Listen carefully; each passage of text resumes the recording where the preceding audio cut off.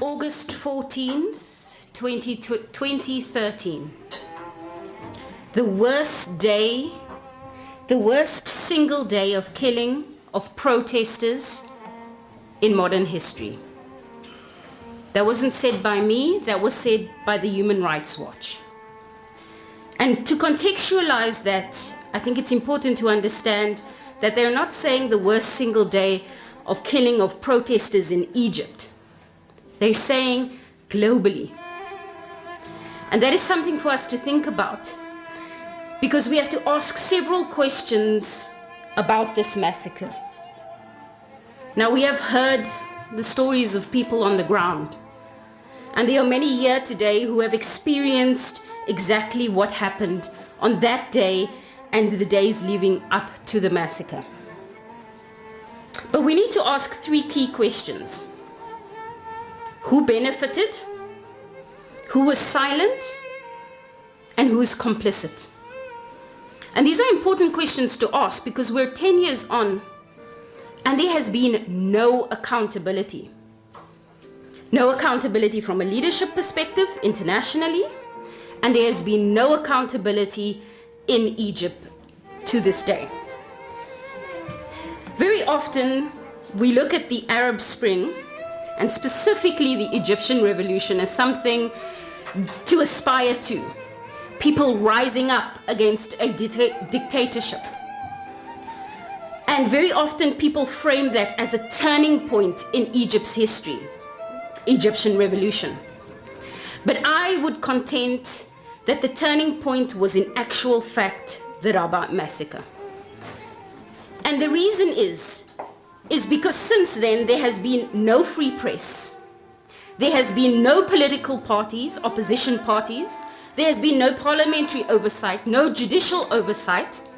There has been no public demonstrations, and civil society has been quietened. And this poses a question to us. How do we look at this massacre, what happened before August 14th, and what happened afterwards? Now, what I would like to do is frame the Rabiaa massacre in three ways, or with three different lenses. The first lens is the international community, and I want to unpack that very briefly. The second lens is economic apartheid, right? So in South Africa, we know apartheid. So what is the economic basis of what the Rabiaa massacre meant for Egypt? And then lastly, democracy and Islam, because that's actually the big question. Why was there an international lack of condemnation? So Amnesty International correctly termed the last decade a decade of shame. And we can look at it in different ways, but to sum it up very simply, the reason why it is a decade of shame is because there has been absolutely no accountability. Now, I said we'll unpack the Rabiaa massacre through three key lenses. The first one is the international community. Now, when we say international community, that's a very big, broad term, so I would say let's break that up even more. Let's look at it from the African Union perspective. Let's look at it from the Western nations perspective, and let's look at it from the Arab nations perspective, because those are the three communities that actually have an impact of what happened on that day and what happened in subsequent days. So let's start with the last one I mentioned, the Arab nations. Now, I started off by saying the Egyptian revolution represented something not just for Arab people or for Egyptian people, but globally. It represented this notion that people can rise up and overthrow a government. And that posed a major threat across the Middle East. Because if Egypt was to be successful, it would embed in the minds of young people all across the world that we too could do that. So the removal of President Mohamed Morsi and the subsequent silence by the vast majority of Arab nations. And there has been much written also about their complicity in that. And I'm not going to unpack that because there's no evidence to it. But I'm raising it because it is a vital point possibly to consider. that it was in the interest of the Arab world for President Mohammed Morsi to be removed, firstly, and for this massacre to take place. Why was it important? Because it showed, if you attempt to rise up, we will quell you, we will disrupt you, we will show you that this is the consequence of standing up. And so that's from the Arab perspective. Now, when we look at it from the African Union perspective, it's even more disappointing. Because from the African Union perspective, initially, Egypt was suspended as a member. But after 1 year, they were reinstated as a member, and in actual fact, President Sisi became African Union chair a few years down the line. Now, this is problematic because what does it say from an African Union perspective?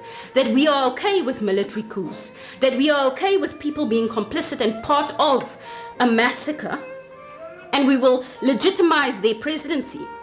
And that's why it's a very legitimate argument to make, is that should Sisi be allowed to come to this country for the BRICS summit? I mean, there was this big outcry about Russian President Vladimir Putin and his implications with Ukraine, about crimes against humanity. But yeah, actual crimes against humanity. I'm not saying the crimes in Ukraine are not, but I'm saying from a documented perspective, these are crimes against humanity. And this is where you say, where are the Arab nations calling for an investigation, an impartial international investigation? Secondly, where's the African Union standing up and saying, we're not going to be complicit in any sort of oppression of people? And so then the last point I want to make on this aspect is Western nations. Now, much has been said in this video about President Obama, the great golden boy of American politics. But the reality is that President Obama received reports from his intelligence services weeks before the time that the coup was going to happen, firstly, and that the subsequent protests after that would turn violent.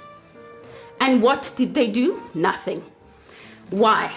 Because it was in their best interest for Egypt to return to a dictator that they could control. And this brings me to the next aspect of economic apartheid. Now, for Egyptians, you know that under previous regimes, there was a gap between the rich and the vast majority of citizens. And those rich, they benefited either through government corruption, through connections, and they got richer. And they benefited from all the natural resources and things that the country had. But the vast majority of the rest of the citizens didn't. You know, people always say you have to follow the money. And so again, the legitimacy of this current regime needed to be instituted. Because we know, and even in South Africa, we have a tendency to protest. And people often ask, why do we have a tendency to protest? Because largely our democracy was gained through protest. And that same trend existed in Egypt leading up to the revolution and post the revolution. But for a government to be in place and for it to have maximum control, it needed to quell civil society. It needed to make sure that there will be no such protest in the future. And so this is really, when we talk about economic apartheid, we say follow the money. We have to say who benefited. Essentially what happened was there was an attempt to go back to the types of systems that existed under the rule of Hosni Mubarak. And why did they need to go back? Because that's where everybody benefited. Everybody that economically benefited, they wanted that system back.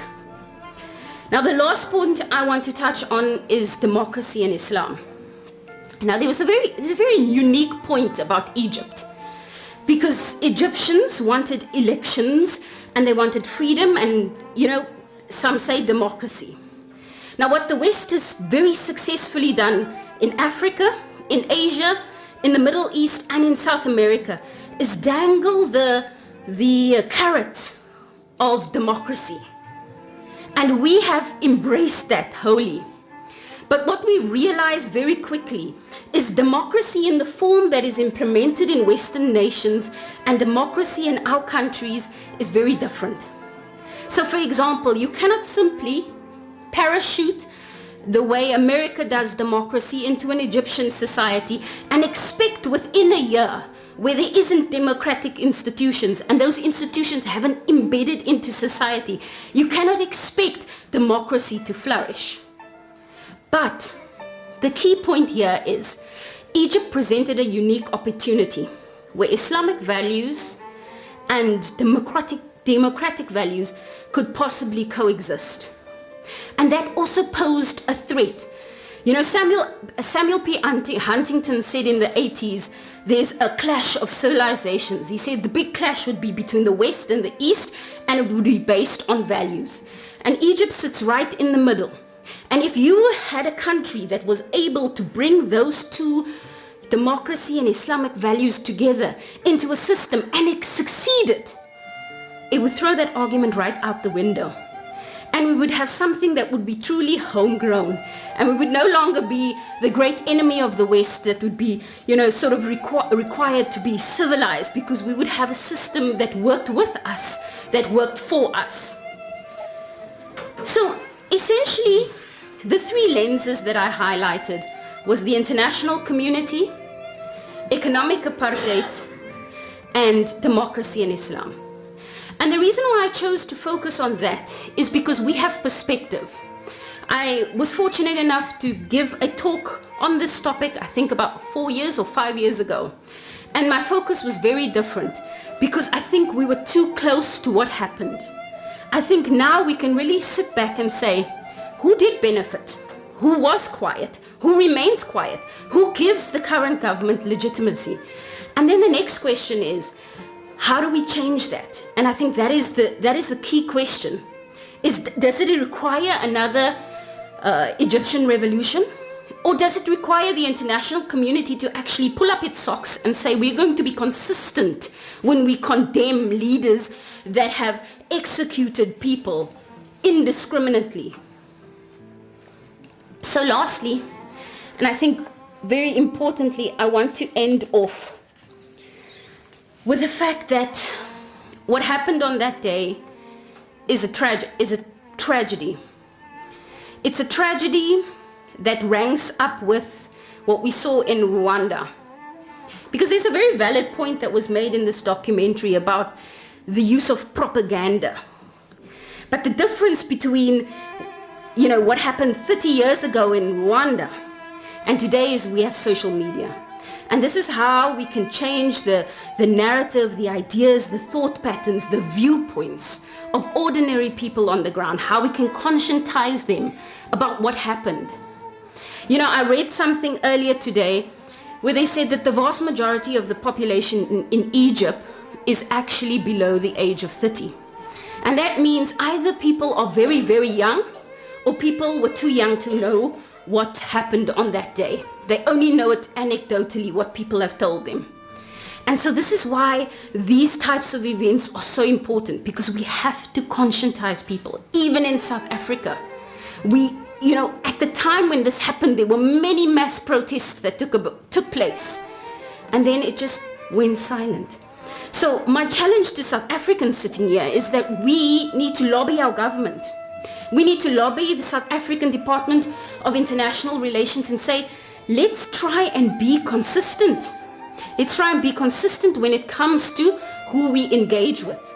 We have no issue with the Egyptian people. We love the Egyptian people, but we cannot legitimize a president that has overseen this type of massacre and has run a government over the last 10 years or 9 years where there has been no political opposition, where any sort of political opposition has resulted in mass imprisonment. And I think this is where we really need to start taking a stance. And my message, therefore, to Western nations, to the Arab world, but most importantly to the African Union, is that our silence on this means we have blood on our hands. Assalamu alaikum.